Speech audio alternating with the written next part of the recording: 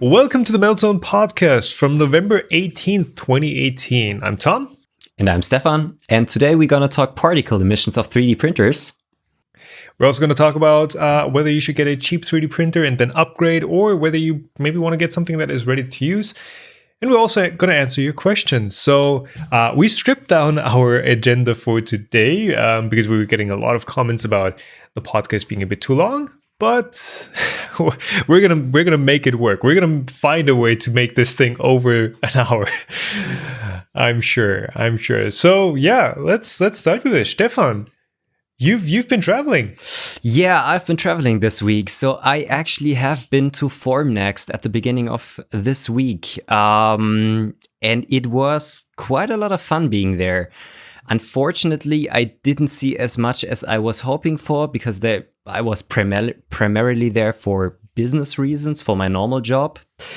But still, I found one and the other minute to just walk around the exhibition, take a look at some booths, and I've actually even met a couple of people. So on Wednesday, Gina Heuske was there. Yeah. She's been joining the expo for just like a couple of hours, also walking around. And we've met there at the Prusa booth, talked a little bit. It was quite a lot of fun. Meeting people you've been, watching and following for years now. Yeah. And I finally shook the hands of the 3D printing king. Joseph Prusa was there also on Wednesday. It was about time. It was about time, yeah. Well, we didn't talk a lot.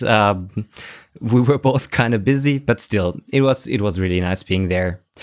I just, gotta say, Formnext is nothing like a maker fair. So if you're there for like leisure purposes, hobby stuff isn't the main focus of this exhibition. Formnext, I think, is the biggest 3D printing exhibition in the world.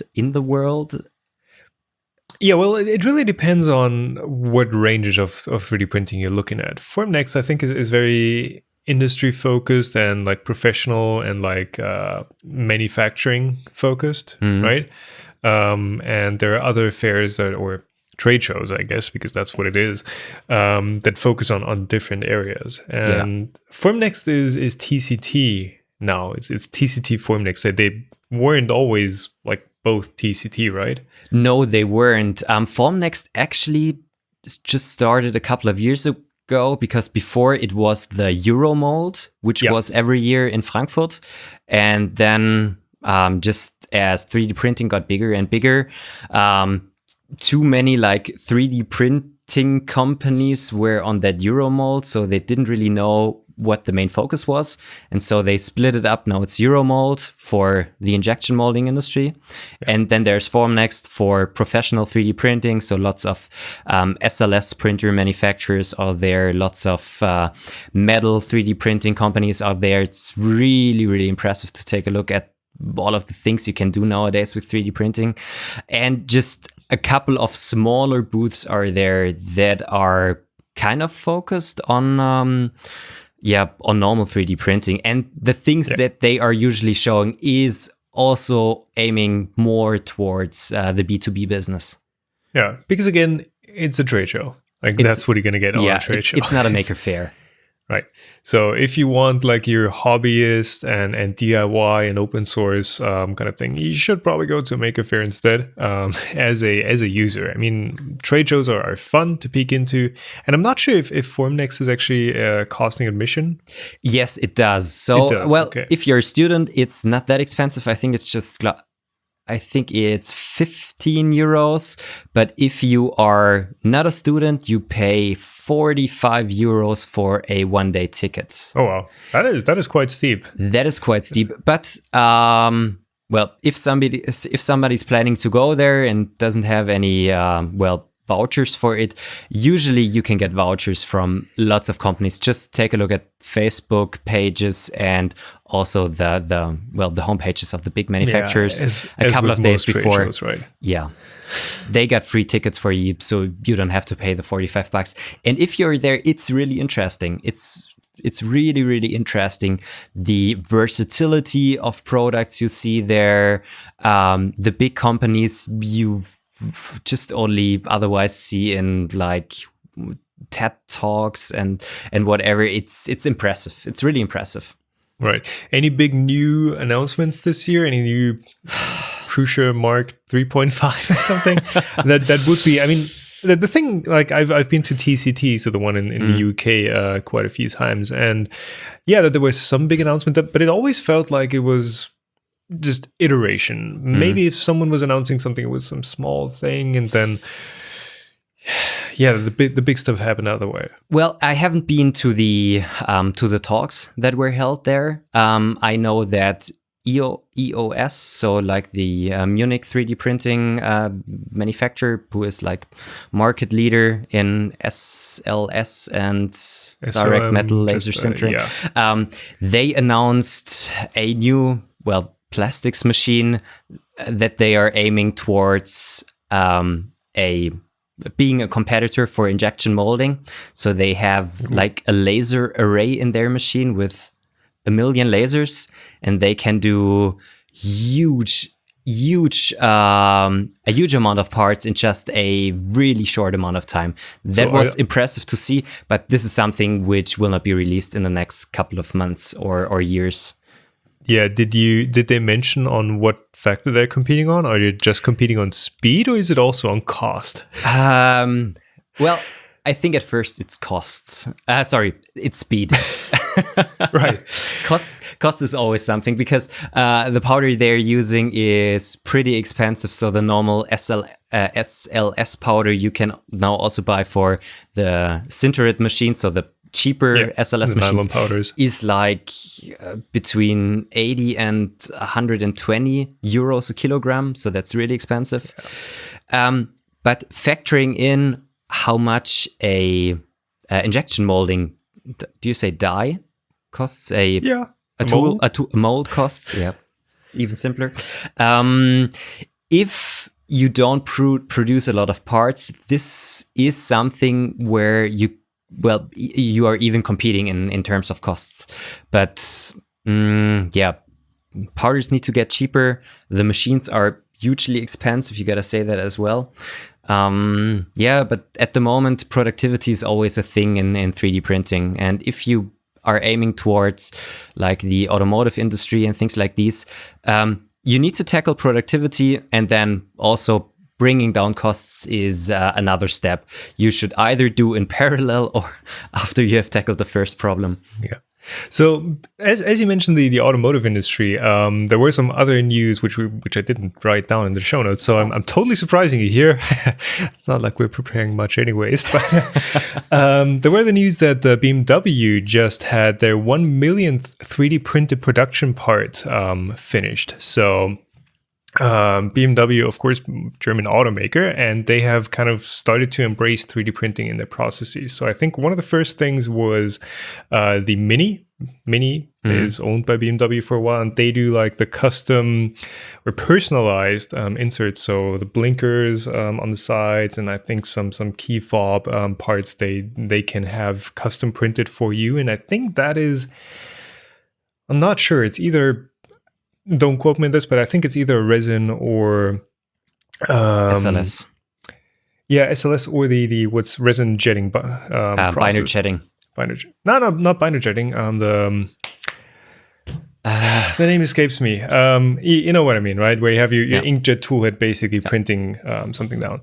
So that's one thing, but they've also been using metal printed parts for the i8 specifically.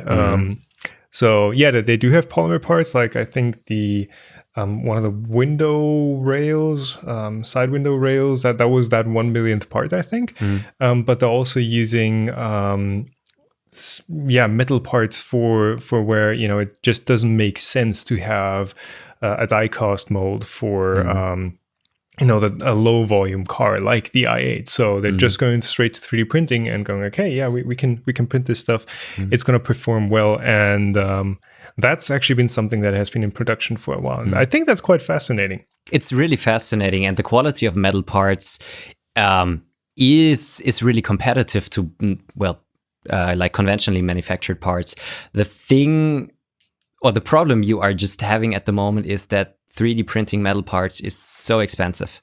Yes. So it really only makes sense if you have low volume, complex parts, and if you might even have a customer who is not really, who's not on a tight budget. So i8, which is why they're using it for the i8, which is what, Yeah. 120,000 euro and up car. You're not going to see this on your Toyota Yaris or something. Probably not for a while. One of the Fraunhofer booths, they had a 3D printed titanium brake caliper for the Bugatti Chiron on display. This is not like a production part, but it looks really fancy. And well, if you have a car that costs 2.5 million, nobody really cares if it's like $10,000 more expensive and you have a really cool looking part there. So at the moment, I think for these cars, it's worth 3D printing or worth thinking about 3D printing, but you won't see 3D printed parts in huge volumes in like a Volkswagen Golf at the moment. But actually, Daimler and another German company, Premium Aerotech, they have a cooperation and they are trying to build the additive manufacturing company of the future. So using automation in order to make 3D printing faster and especially cheaper. And they are really aiming towards high volume 3D printed metal parts. And I'm really interested to see how that comes out. But this is something I think we won't be seeing in like the car that I'm driving and the car that probably you're driving in the next couple of like years. Yeah, a few extra subscribers don't pay for that sort of a vehicle. The other automotive 3D printing news was that there's now a 3D printed titanium wheel from HRE Wheels. Which was, I think, also for the Bugatti, or did I misinterpret the picture? That looks like a McLaren that they're showing it on. Yeah, I'm bad with cars. Not sure. It doesn't say exactly what they got it on, but that's pretty much a concept. Yeah. So that is on a completely different scale. It's not something that is in production being put out to actual customers but catalog order your cars.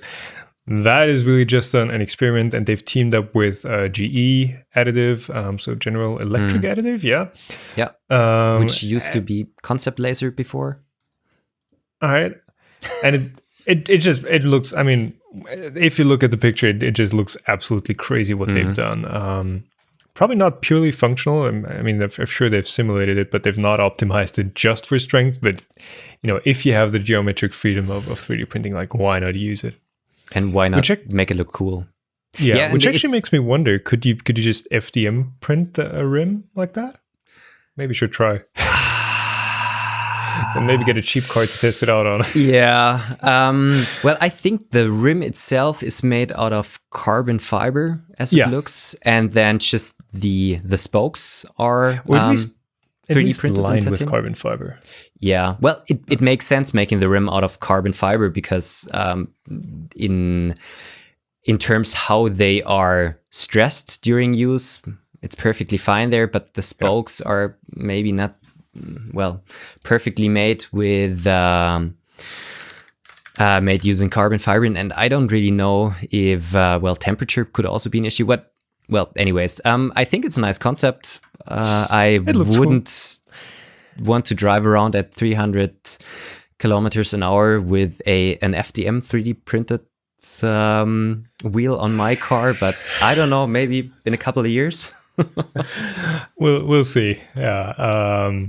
If you guys as viewers are interested in seeing like what supercar crazy levels of manufacturing you can get into, there's a good series of videos on Koenigsegg out on YouTube that just shows you their carbon fiber manufacturing. They have like full carbon fiber wheels and craziness, but that's also that's more expensive than even the i8 we talked about. Yeah. So cool. it was interesting. Looking forward to get back there next year. But not for like the normal consumers. But Tom, what have you been up to? Yeah, so I guess that also ties in. You mentioned like dyes are expensive because they're milled and they're hand finished, but dyes have actually been getting cheaper for a good time because the machines that make those dyes become more accessible. Wow, I realize that's really a rough transition.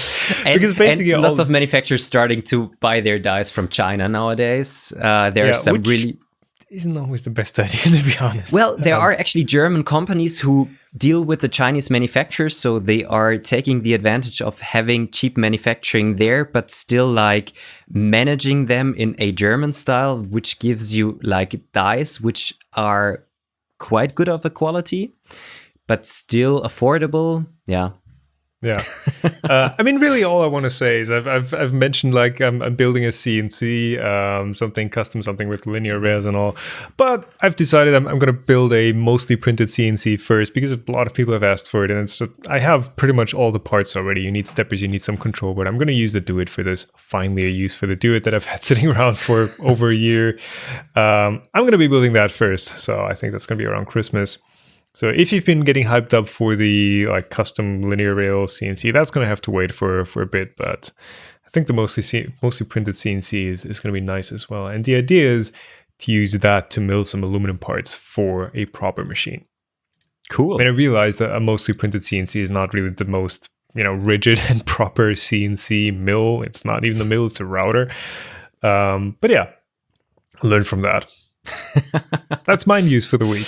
Yeah, perfect. Well, other news from the week, particle emissions. There has been a recent, news article, or there have been two papers there were two papers released like a couple of days ago that talk about ultrafine particles that are being released using 3D printers. I don't know, you have read or at least skimmed through the papers, so probably let's just summarize the what they are saying or what they are claiming in their paper. Yeah, so I guess the basic conclusion is 3D printers emit particles and more research is needed. That's really the headline of the is there a headline from the conclusion? But yeah, that's basically what it comes down to. There's also been the finding that we need better kind of ways of measuring particle emissions because every paper and every researcher kind of does their own thing and you don't really get comparable results. Now, the papers themselves were two different papers. One of them is open access. The other one is like paid where you can like get it for an hour for $45 or something. So, yes, somebody shot me a link where you can actually get it on Sci-Hub, which I don't recommend at all. It's like super pirate. So Sci-Hub is where I actually had a read through that. I just couldn't avert my eyes. I'm sorry. Basically, the first paper, the open one, kind of compares on a quantitative level the emissions you get from PLA, ABS, and the finding is kind of like, PLA emits a magnitude less particles, ultrafine particles, which is in the nanometer scale. So somewhere around 50 to 100 nanometers is kind of what they're focusing on. PLA is a lot safer or a lot less particle heavy than ABS. They've also kind of had a look at what the compounds are that are being emitted especially in ABS, and it's like it's some toxic stuff, yes. The other paper, the closed one, kind of focuses on ABS mostly and different print settings. And one of the conclusions there was don't print unnecessarily hot, which is not. I mean, yeah. Overall, like the news that these papers bring aren't something that we didn't know before. Like if you've printed ABS at 230 and then printed it at 270, you're gonna notice that it smells more and that you're gonna get a sore throat from it just sitting there, and that you maybe shouldn't sit right next to the printer while it's doing its thing. I think the biggest headline was, oh, look at all these toxic stuff, all these toxic compounds that your 3D printers are spewing out. And we've had those results before, basically. But I guess, but how are they then different to the information that we had before?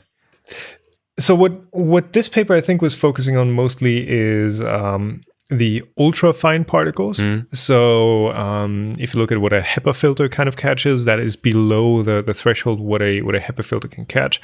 And typical readings that you can get from just commonly available measuring tools are PM 2.5 and PM 10, which is 2.5 micrometers.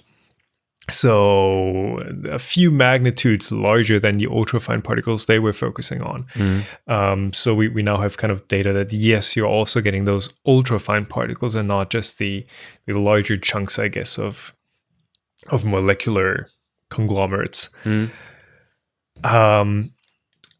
So yeah, I guess one of the things I do want to point out is that the number I saw for like their test setup was they were testing in like a really dry environment. They were testing in 3% relative humidity, which is first of all not realistic. So typically you have anywhere between 20 and 60% relative humidity typically, and just that humidity is going to help bind some of those particles.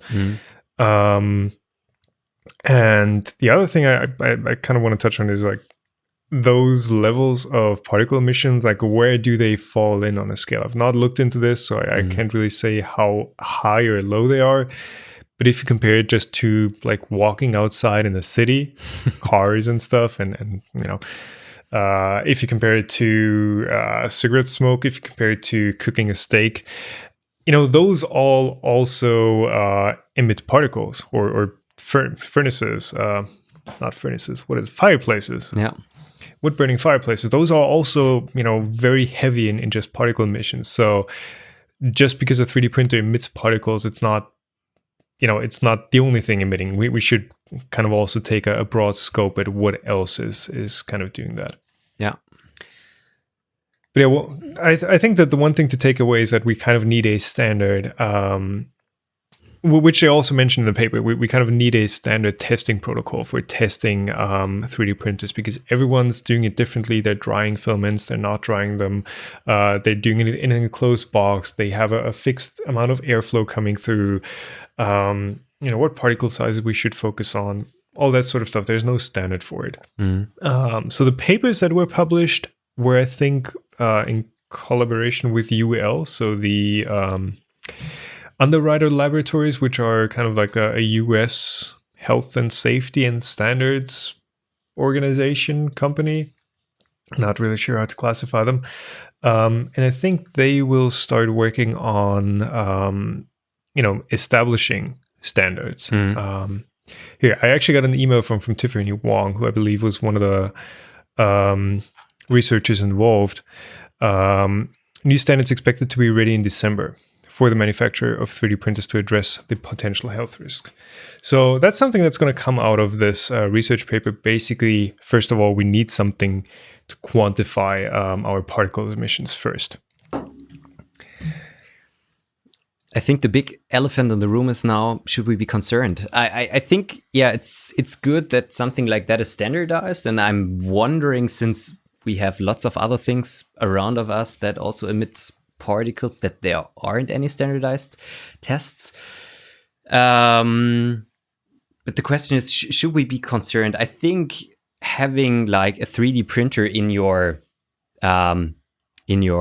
bedroom isn't a good idea. Yeah, I just looking at physiological results from that should be pretty clear. Like, I know if I'm next to a 3D printer that's printing, even if it's just PLA, I can feel that in my throat after a few minutes. It's just, yeah, maybe if your body's telling you this is good what you're doing, you shouldn't do it. Yeah. But yeah, one of the conclusions from the papers was also, yes, there are particles, but more research is needed when it comes to what these particles actually do. I think ultrafine particles in particular aren't that well researched either, because they do very they do some weird things in your body because they can kind of pass through, for example, the brain barrier, which is meant to filter out stuff like that.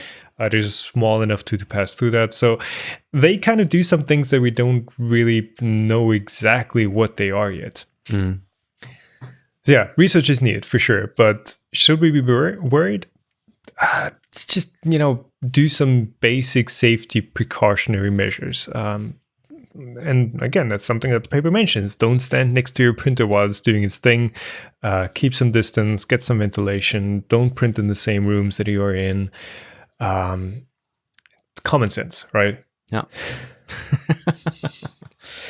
Well, well, it's pretty obvious if you have ever been printing ABS that something is pretty wrong there. With PLAs, usually you don't really smell that much, and I gotta be honest, at least when I'm printing PLA in my office, I'm not that concerned, but I don't like printing ABS. Filled materials is something which is also something I have been worried about for quite a while. If you are taking a look at the carbon fiber materials that are out of there, is all of the fibers staying in the plastic? Are they being released during the printing process? What are the amounts? Are they in a size or a range comparable to something like asbestos that really goes into your lungs? I think you really need to just consider what you're doing. And as I said in the beginning, printing in your bedroom is probably not a good idea. I also try to avoid being in my office when my printer is running, also due to, noise concerns. But yeah. Just get some dynamic drivers. It'll be fine. Not a sponsor, by the way. Yeah, not for me either. Yeah. At least right now. But just people should be aware that this is a thing and shouldn't expose themselves for really, a long amount of time to that vapors or particles that are being produced. But I think if you are doing proper ventilation in your rooms, if you're not staying there all day, if you are not sleeping in the same room, I wouldn't be hugely concerned, but just think about what you're doing. Yeah. If you already said that if your body feels strange, then probably think about if it is the best place to be there. Yeah. Again, none of the stuff we are mentioning here is legally binding advice. So if you follow our advice and you still mess up your immune system, we're not at fault. Do all this stuff at your own risk. Yeah. And I also have to mention DIY 3D Tech, which is another YouTube channel. He has been doing some investigations on particles that are being released and formaldehyde and volatile carbon fibers. I don't know how the abbreviation of that is. I'll link him down in the show notes. Take a look at his investigations. He just used one of these cheap or kind of cheap measuring devices and has been investigating different materials. And what I have seen so far, he has more or less come to the same conclusions that PLA and PTG don't really release a lot of particles and also formaldehydes. But if you're getting to especially ABS, it can be pretty bad. Yeah. Yeah, I've taken a quick look through his through the video you just sent me, and it's pretty much the same result that pretty much every other paper has been getting. ABS, HIPs, the styrene-based materials, they do emit way more particles than something like a PLA. So, again, advice, though not legally binding, is print PLA if you can. Don't print the ABS if you don't have to. If you don't have a special room for that. Yeah, and think about using PTG instead of ABS. One of the things, maybe just getting back to Formnext, one of the things which you can see in a bit more professional machines nowadays is that they are mostly enclosed, also due to the higher technical materials they want to use. And most of them have at least a HEPA filter in there. And really a lot of printers that I have seen also have a carbon filter in there. Activated carbon, yeah. So, again, I'm not in a position to comment how effective those are, but again, like we mentioned for the X-ray research, HEPA is actually not fine enough to catch those ultra-fine particles. Yeah, not for the ultra-fine, but for the PM 2.5 ones. And I think formaldehyde and volatile hydrocarbons, they are stuck in at least partly carbon. catched in the activated carbon. And this is, well, maybe the right step, especially if you have one of these printers in like an office building or an office scenario. Yeah. Though, I mean, you got to keep in mind filters like that, they are consumables, especially the activated carbon. They do over time fill up, and I think it's faster than most people think. You can't just leave them in there for a year and still think they're going to be as effective. They do get filled up with those volatile compounds, and at some point they're just not going to filter as much anymore.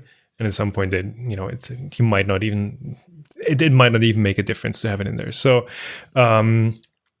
if you have a filter like that, make sure you switch it out regularly, just like with your respirator. Not a rebreather, respirator? Yes, with those, if you have like the big carbon cartridges for that, don't leave them out in the open. They will suck up compounds from just the open air, and do switch them out regularly. It's kind of the same thing, but yeah. Let's talk about something else. Right, we're 30 minutes. We're still talking about Formnext. Yeah, perfect. Our topic of the week: cheap printers versus ready-to-go printers. Yeah, so we have been discussing about that just before the show, and we thought this would be something really interesting also for you guys out there. So we were discussing: is it really worth the time buying a cheap printer and putting a lot of your own time into optimizing it to get it, well, to a state that it prints like a more expensive machine?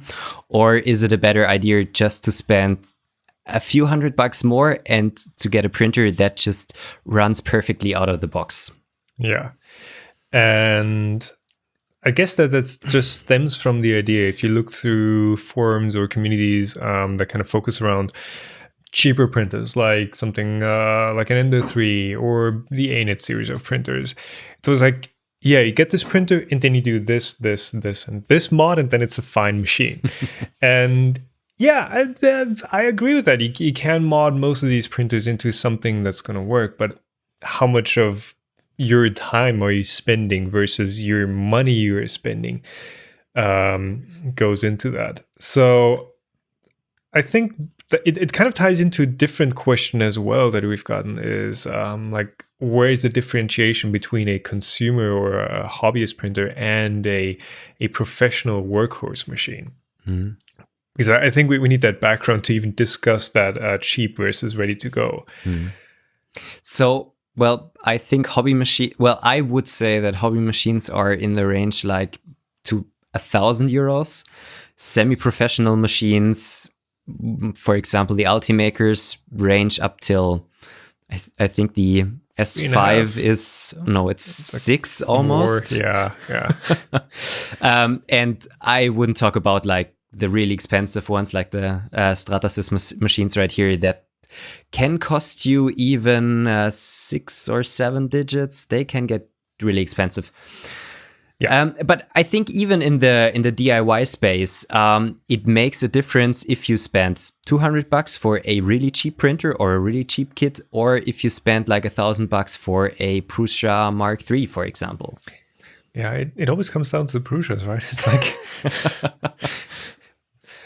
if this wouldn't exist, the market would be different. But I guess one should also mention that not just because a printer is cheap, it doesn't automatically mean that it doesn't have like a good print quality and a good reliability. And it's not by bracket. Like your sub 200 doesn't mean that it's worse than a $500 printer. No, definitely. $500 is still cheap, I think. Yes.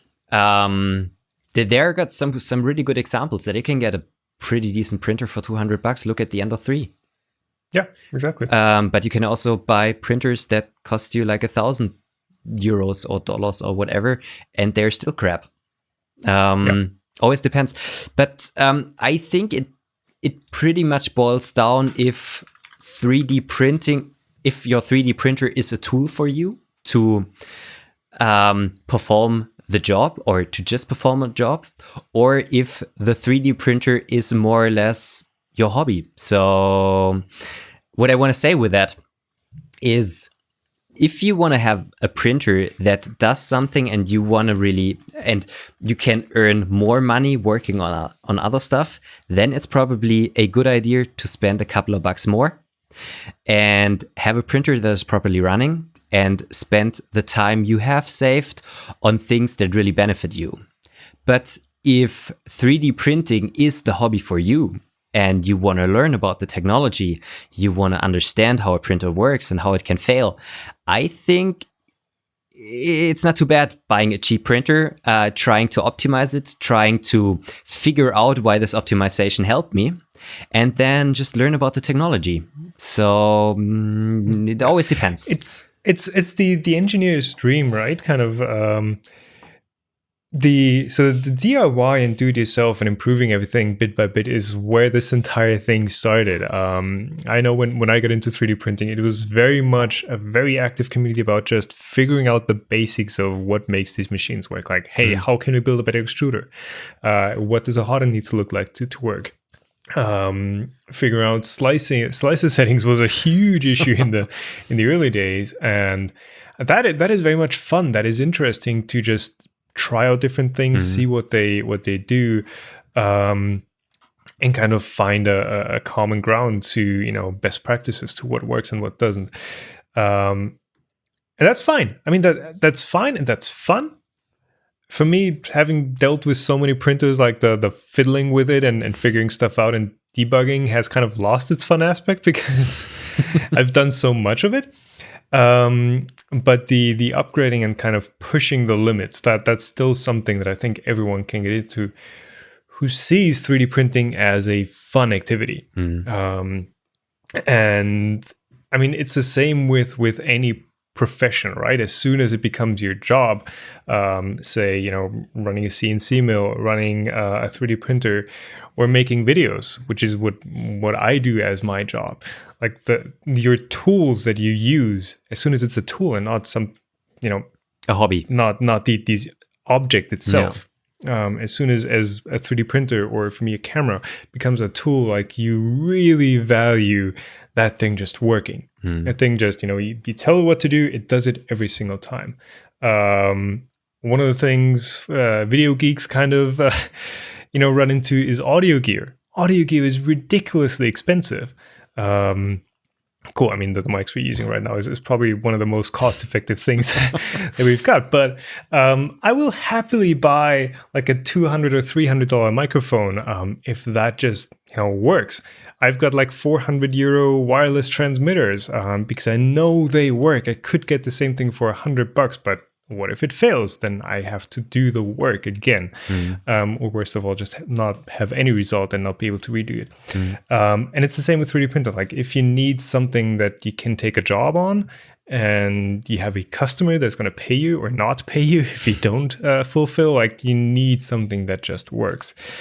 But I think most of us, or most of at least the people that are, I mean, I'm not running a 3D printed job shop.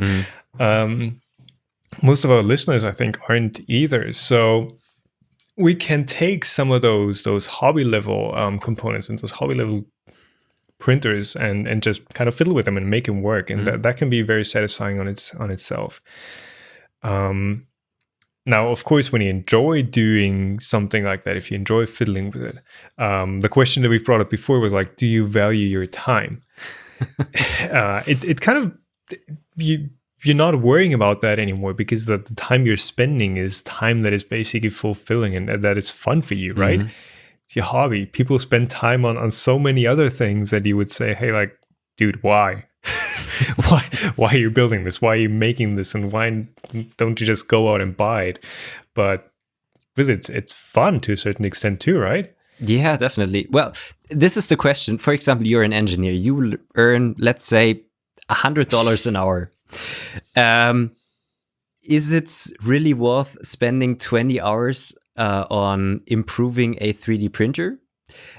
If getting back to your thing, if it is your job running that printer and well also getting you money, then it's definitely not worth spending that amount of money.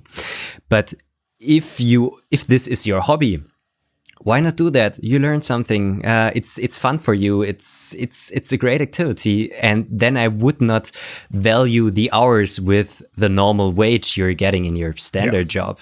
And yeah, that's always the question. And but people just should keep that in mind. And as I said, it's sometimes just worth spending a bit more money and then just being happy with everything. In Germany, we say buy cheap, buy twice, something like that. Yeah, I think that the same is you can do in English. I think like 3D printer manufacturers are having a hard time figuring out what market they're catering to, because it very much mixes and mingles when it comes to what is a hobbyist, a consumer, a prosumer, and a professional machine. Because something like we mentioned the Mark III, it kind of fits in everywhere. It's an open source machine that they can fiddle with. It's a good, reliable machine out of the box.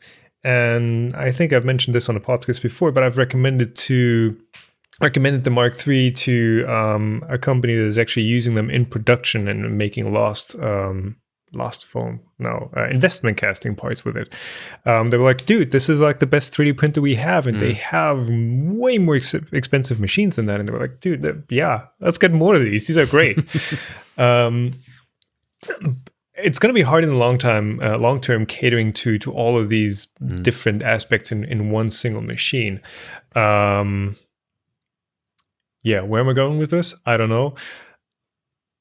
I guess the question I still have is, does getting a cheap printer and upgrading it bit by bit, does that give you the same results as just getting something better? Both, like, is it worth it from a financial standpoint? Is it cheaper to get a cheap machine and then upgrade, or should you just spend a bit more? And is there even the option to spend a bit more to get something a bit better? It's hard. I think if you have something which is totally horrible in the beginning and the components are bad, I think you can't get it to a point where it's a great printer and you get the same results as a semi-professional machine out of it. But if the basic things are okay and the hardware they were adding is usable, definitely with some minor or major tweaks, you can get there. And I think we kind of need to differentiate between what we mean with results, because honestly, most printers out there can give you pretty great prints. Something like an Ender 3, if you tune the slicer really well, and if you maybe swap out the hot end, you can get fantastic prints out of that. The prints themselves are pretty much any printer, even one that has been built in 2013, can print really well these days. But what also goes into it is just the overall experience, and it's something that I'm going to be talking about a lot in my content on the Monoprice Delta Pro.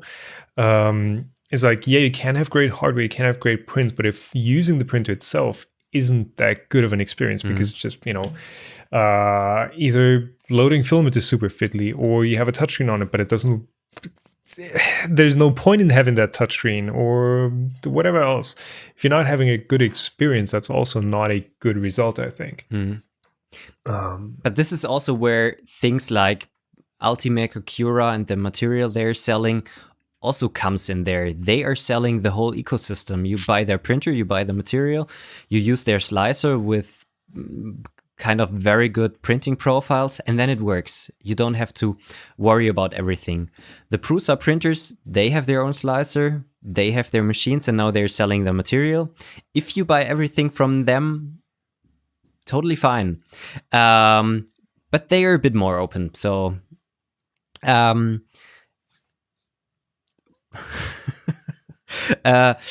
Yeah. So this is this is the thing. But for example, for an Ultimaker, you pay like $50 for a kilo of PLA. it also goes in that direction. The printer is expensive, the material is expensive, but for a company that's totally feasible because employees working on these machines just to get them working are even more expensive than the, well, slight markup you're paying there. It's nice that also with the Prusa printers and the Slick 3R Prusa edition, they are also aiming towards a ecosystem they are building, but they are more open. Let's put it this way.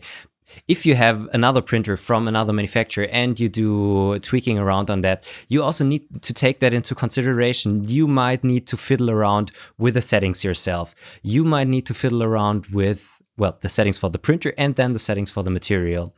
If you use bad material, that could also be probably the reason why your prints were bad in the beginning. So this is the thing. Sometimes you need to pay a bit more. Need to get in this ecosystem, but then everything is working. But on the other side, if you're working on that, if you're learning everything, you gain the ability to even produce good results with kind of inexpensive equipment. Yeah, it's pretty much the same reason why I keep recommending that people kind of source their own printer or at least build a kit, just because it's such a great learning experience. One more thing I kind of want to touch on is like just mechanical components and quality of those. And it's something I've often run into with like RC cars. It's the same kind of equation. What do? You buy something cheap and then upgrade bit by bit, or you buy something that is a bit better from the start and then maybe not upgrade everything. Because when you start out with, let's say an ANET A8, let's use like the worst case example kind of. Control board, really not good, maybe not even usable. Power supply, maybe that's okay. Hot end, should replace. Linear bearings, cheapest one you can get.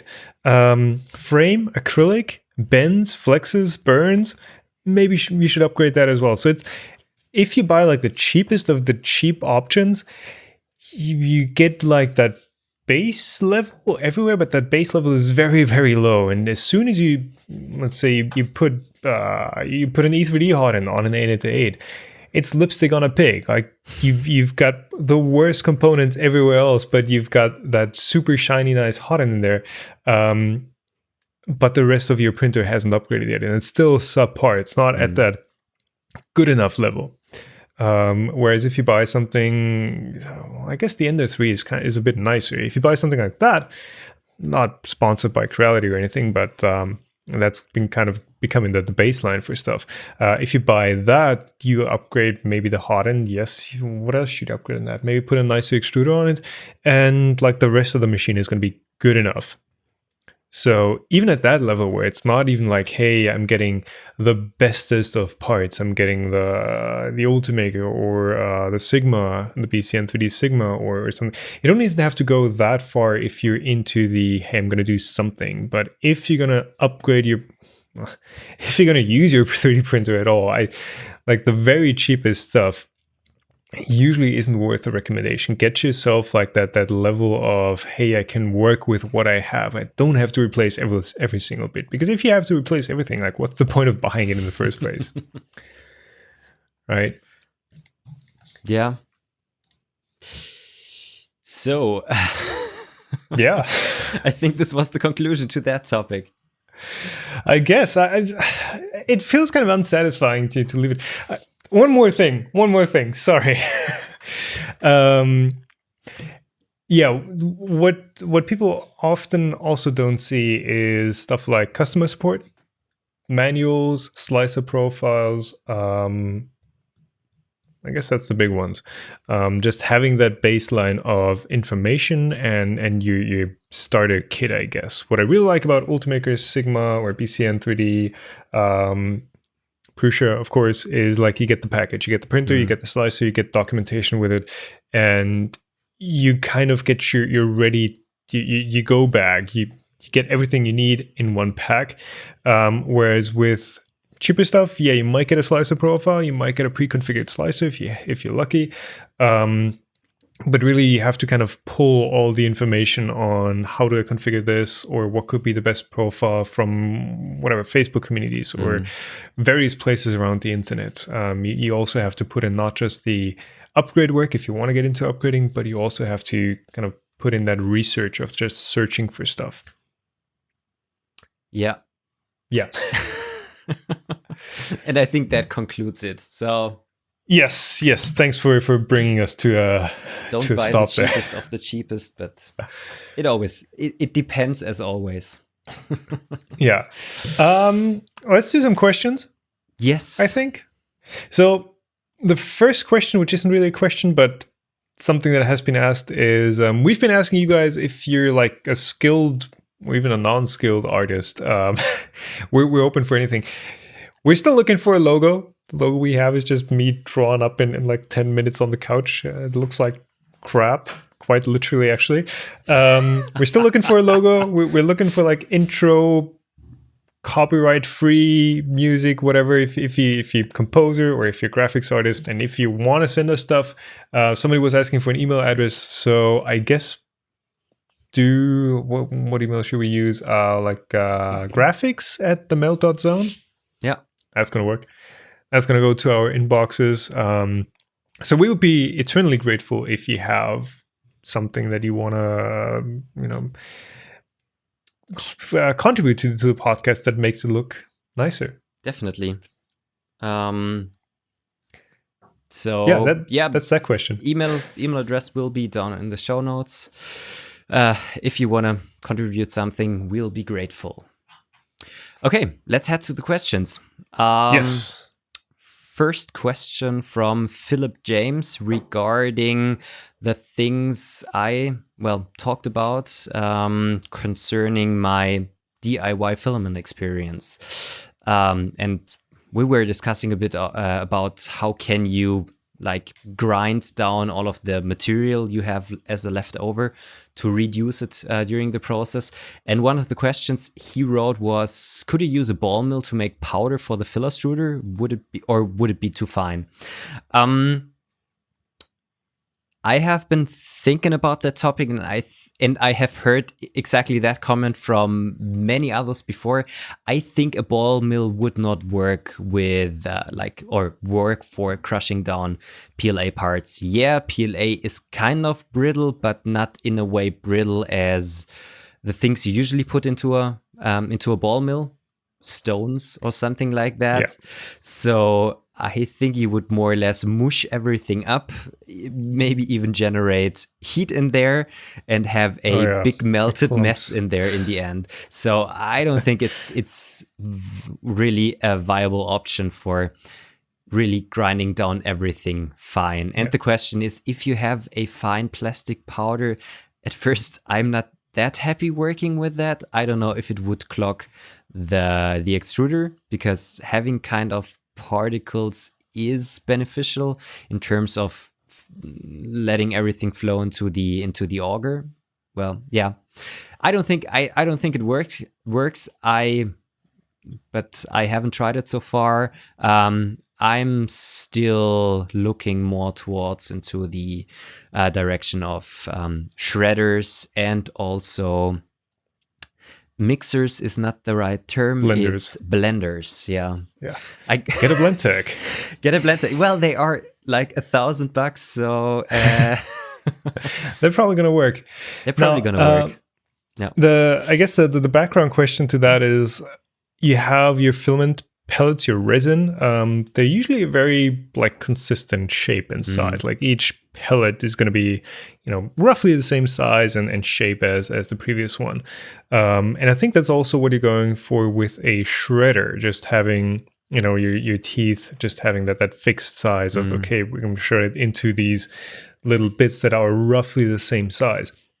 So if you have like bigger chunks or smaller chunks in there, it's going to influence your extrusion as well. It's going to run faster or jam or do other weird stuff. Now, not sure you would get that with a ball mill, but let's say the ball mill would work and you would find some way to have like super fine, dusty PLA ground up. I think, well, it probably wouldn't work in the filler extruder. There's like that golden ratio some most professional extruders use, where your clearance in your auger is supposed to be roughly 3 times the size of your pellets. So if you have a 5mm pellet, your clearance should be like 15 millimeters, which the filler extruder is already ignoring. But let's say we stick to that and kind of at least use it as a guideline. If you have fine dust, you would probably need a really, really fine extruder as well, just like a 1mm auger. It might actually work with that. Might be fun to try out and just make super fine filament, like a 0.5mm. Well, I'm now more going towards the direction that I start with inconsistent particle sizes and inconsistent extrusion, and then just take this rough filament, pelletize it down, and then chop it down and use that in a second step to make the filament that has a more consistent diameter. I'm currently working on this pelletizer thing, and it is already working kind of, but I think this is actually the way to go, because it's hard grinding up everything very consistently. Yeah, especially if you go directly from a print to a particle that's supposed to be consistent. But I mean, having that 2-stage process isn't something that is completely alien to the process. Like, that is very much how master batches and just the general compounding process works. Typically, you start out with an extruder, and I think, Protopasta have even shown that in their tour, is you start with a extruder that is not optimized for consistency, but optimized for mixing. So they use a twin screw that has like a lot of shearing going on if you have same direction screws. So a lot of mixing happening in that extruder that is just made to mix and just made to create that pellet material for your next step. And then you have your extruder that really focuses on getting that consistency, and you also feed it with something that is very consistent already. So that's probably the better way to go about it. Yeah, gonna be interesting to see results from there. If I had more time, I would be finished much earlier. But yeah, that's the fun of it, just working on it and seeing how the results are, and then improving on myself. Yeah. One more question from this week from FaXXZZ. Infinite Z-belt printers, please. So apparently Stratasys has an infinite build demonstrator, the H2000. I have seen it. I think last year on Formnext.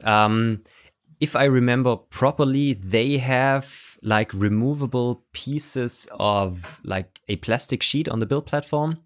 They print on that piece of plastic sheet, and then they eject the print, including that sheet, which also has barcodes and all the information of the print on it. And so that's actually a different process to what something like the printer belt and the black belt that the guy mentioned, the person mentions, because with something like the printer belt and the black belt, it's actually you have a continuous belt that acts as your z-axis. And the Stratasys one you mentioned is just basically a pellet system. It's a pellet system with an ejector, but it has more or less the same purpose. You can like run it 24/7 and don't really care about somebody picking up the part and just starting the print all over again. It's working in a different way. It's normal XYZ configuration. It is. Is it talk like a pirate there already? Sorry? Is it talk like a pirate there already? Arr. Arr. Actually, talking about pirate, it may be something for another podcast. There has been the R printer from Dave Jones, the other David, who works with Dave Jones. He did that as his master thesis, and the things I have seen like 2 years ago were very interesting, but I have never heard of that printer anymore. So if anybody knows what happened to the R printer, please let us know. Getting back to the topic. Sorry about the tangent. Yeah. So I think we have to distinguish infinite C-belt printers. One thing is continuous printing, like printing parts, ejecting them, and then printing them all over again. That is possible with a belt printer, and that is also possible with the Strada Sys Infinite Build Demonstrator. But the other thing, if you have a belt printer, you can also print parts that are more or less infinitely large, because you just eject the end of the part from the belt and just like hold it in some way, and you can continuously add material as long as, well, the size of your room is. So that's basically just a long conveyor belt that you print onto. And the thing that the printer belt and black belts do is they have a very interesting axis configuration. So your belt moves in, I guess, the Y direction on a typical printer. So it moves towards the user that is standing in front of the machine. But then instead of having the Z-axis perpendicular to that and just printing like straight up, it's actually tilted at 45 degrees. And your Y-axis, so your belt, is basically the Z-axis. So the belt advances and you have your next layer on top of that. So because of that 45-degree orientation, first of all, your nozzle is slanted. It's at 45 degrees towards your... Hold up. No. Wait. No, you're... Your Z-axis, you don't have a Cartesian coordinate system, so X and Y are on the same plane, or X and Y span a plane, but the Z-axis is not perpendicular. It's like, I don't know if you could even call that a Z-axis. It's like a 45-degree axis to your real Z-axis of the print. Yeah, what I was just thinking about, like, the thing is you don't have, because your Y-axis kind of is non-continuous. It just moves in increments whenever your Z-axis advances. You don't really have that one continuous first layer, because you really just start like a line scan of that first layer. So I guess the way to think about this is, and is actually the way that they're slicing these parts, is first they skew the actual STL by 45 degrees in kind of like a, not trapezoid, what's the shape? What am I looking for? Parallelogram. Kind of shape, so that the slicer gets a skewed part that is like 45 degrees off. So the only thing that is touching your like bed in the slicer is just that very first line, and then your printer basically unskews it again in the opposite direction. So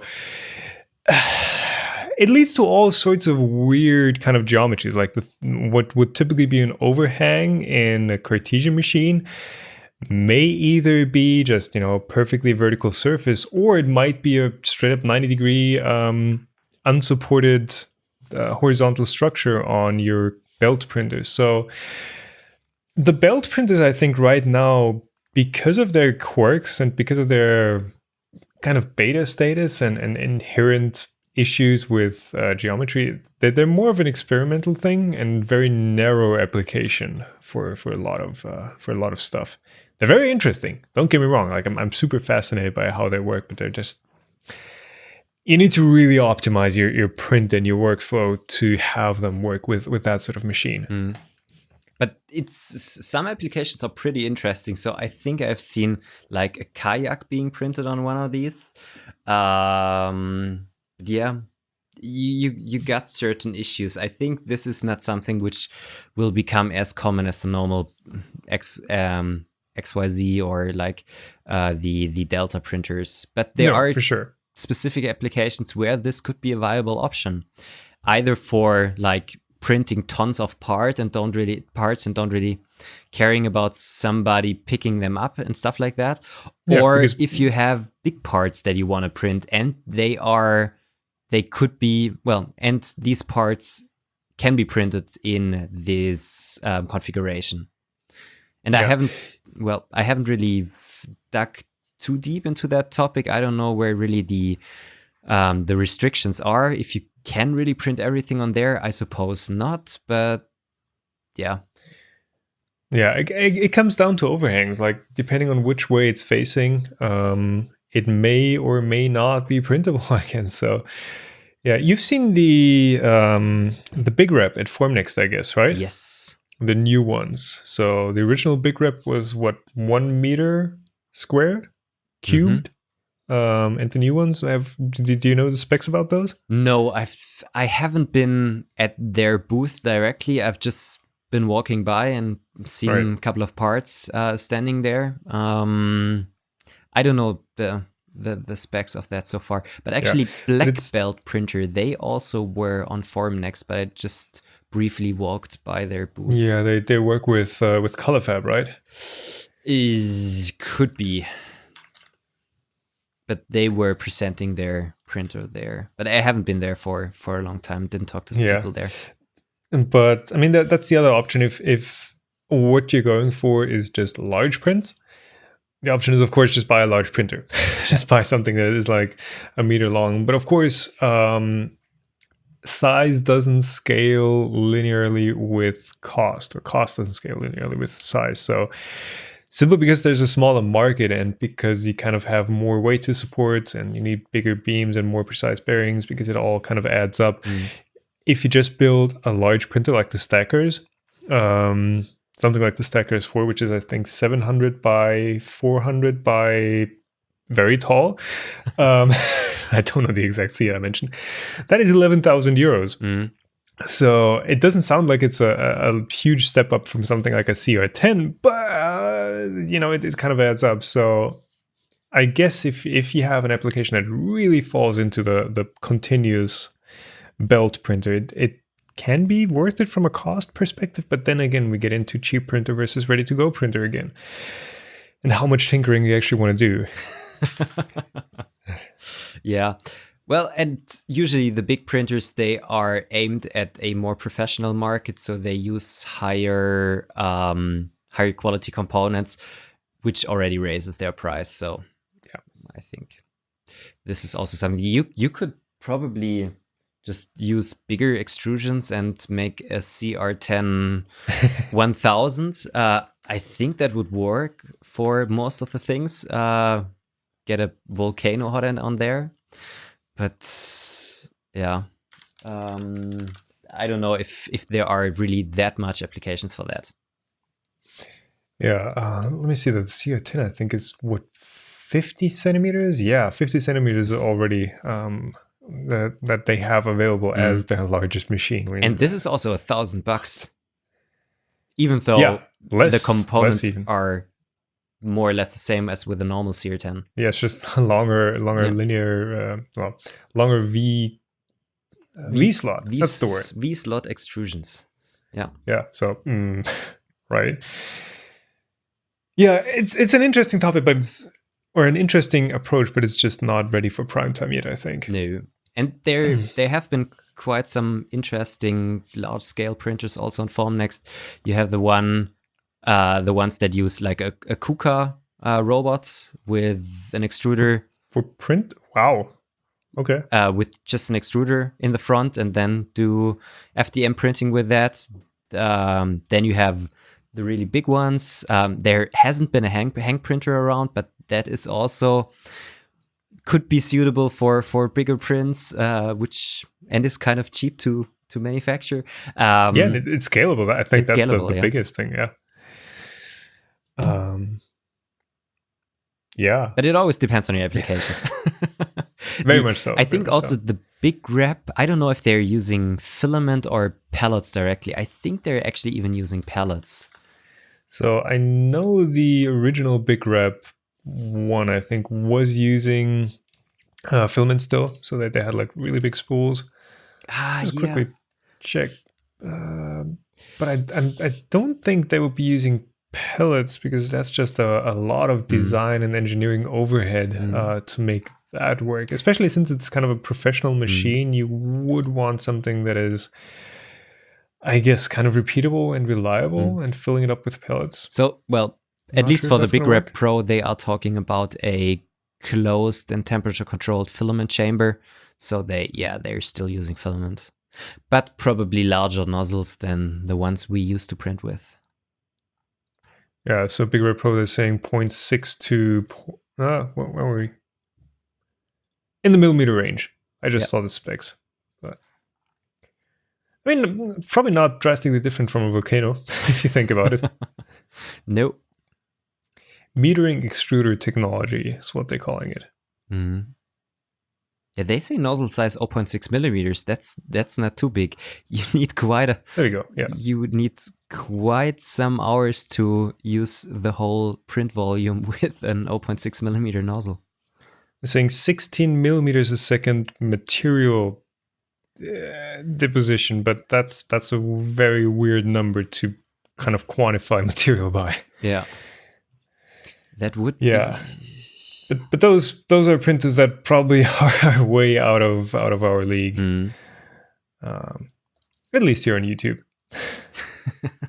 Well, or you have been building your hang printer with Torbjörn last year, so yeah, pretty much a year ago. Yeah. If only I had the space. Well, you need the height, don't you? I need what? You need the height. You need a high room for. Yes. Yeah. Well, we were building in, I think, like roughly 3 meter tall ceilings. It was looking dangerous. Yeah. I mean, at some point we strapped my laptop to the ceiling just to have no Bluetooth communication there, and for science. But that was a year ago, and if somebody wants to watch it, it's all still on YouTube. You can watch the entire. Well, it took us pretty much a week to build it, right? Yeah. Do you have 4 streams? Many. Some of them are on the second channel, which doesn't exist anymore. Which is this channel, right? But no, you actually. I actually gotta check that out. Yeah, they're still linked somewhere. Private. Unlisted at least. Or unlisted, yeah. All right, but I think we're dwelling. We're kind of just rambling here.